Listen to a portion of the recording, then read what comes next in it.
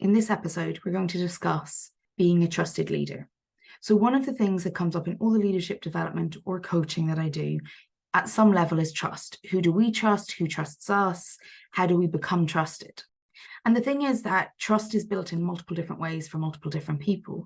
And so trust isn't a catch-all, one-off, easy to do thing. Mostly, and I'll go straight to the punchline first, mostly what we need to think about is being consistent with what we say we'll do and with how we behave. To be trusted, people need a sense that we are consciously making decisions, and those decisions will align with what we tell them, what we say we'll do, what we actually value. One of the issues with trust is that often people seek trust to degrees that aren't relevant to what they're doing.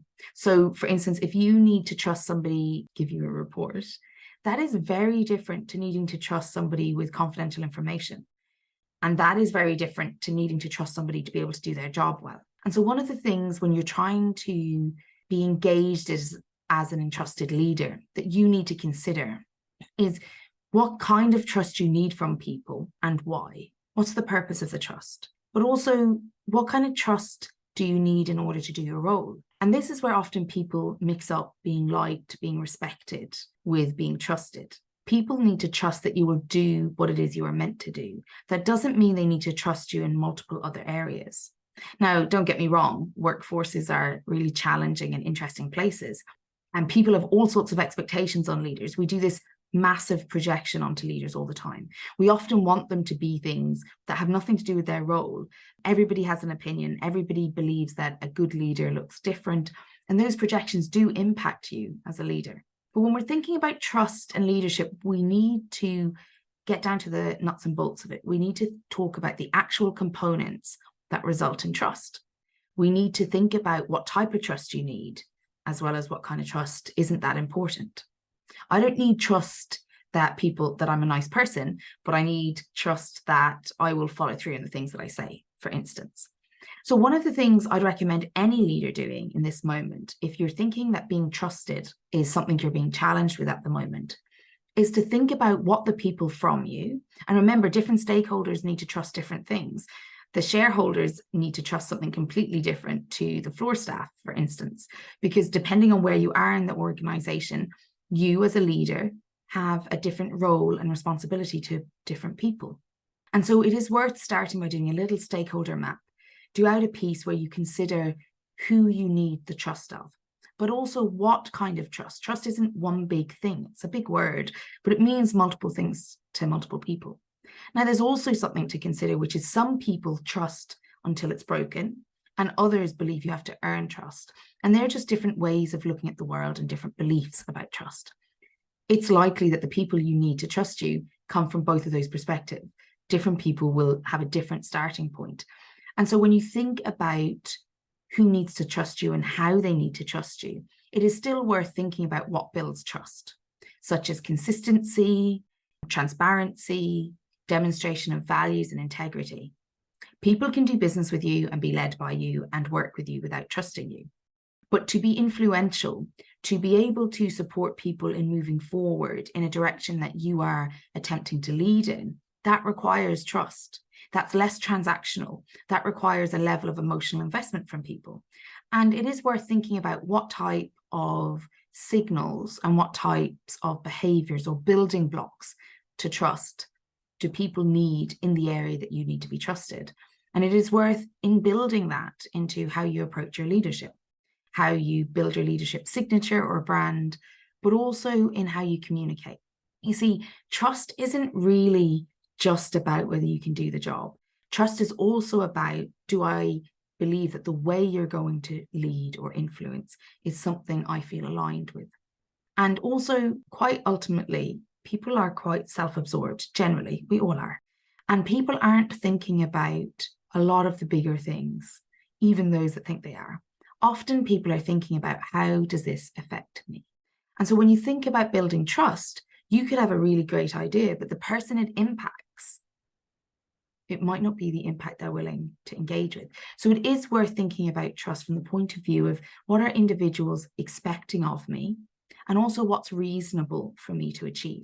One of the ways to balance these projections and expectations from others is to actually consider What is it I'm willing to give and offer to be trusting, to build that trust between us? What are the components or the activities or the engagements I can do?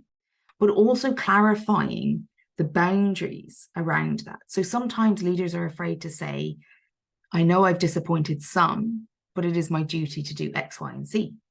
And maybe if you're a politician, that's probably not ideal.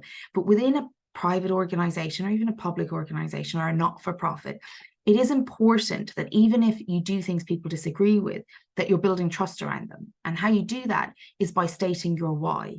Why is ultimately the thing that leads people when there isn't a fact or there isn't evidence in the moment. But it's also the thing that people lean on when you make a decision that they disagree with. People can get behind when they understand how and why you made that decision. Whereas often when we're in leadership positions, we avoid that difficult conversation because it's not nice to feel like people are judging us or rejecting us.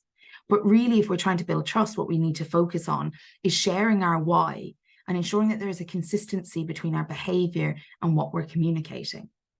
Ensuring that we are demonstrating that we can be trusted in the area we need to be trusted in, not necessarily that we are a deeply trustworthy person in every setting, because that's a little bit distracting. To be an entrusted leader, people need to value why and how you do things and have to have a sense that how you make decisions lines up, that you're not just being moved by your personal agenda or by a desire to achieve something at all costs.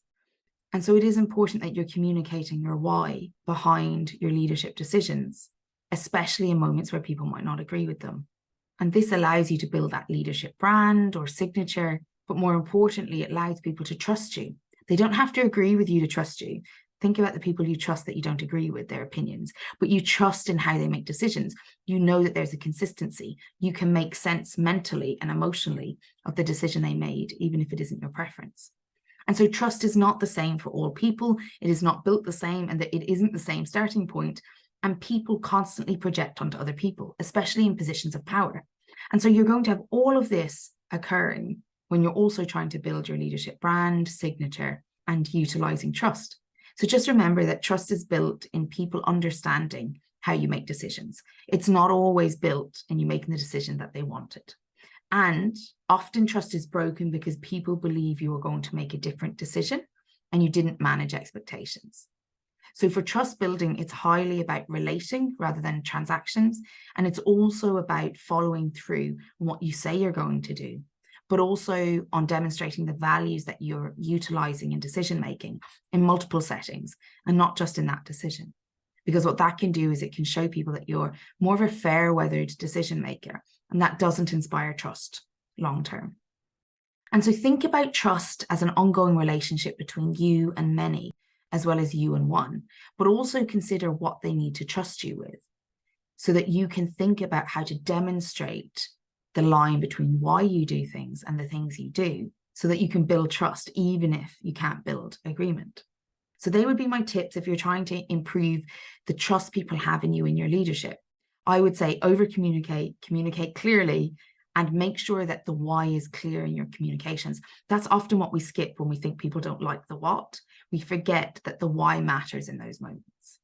I hope this was helpful. There'll be links below that you can sign up for my weekly newsletters, or you can go on and watch other videos or other pieces of work related to trust. I hope that was helpful.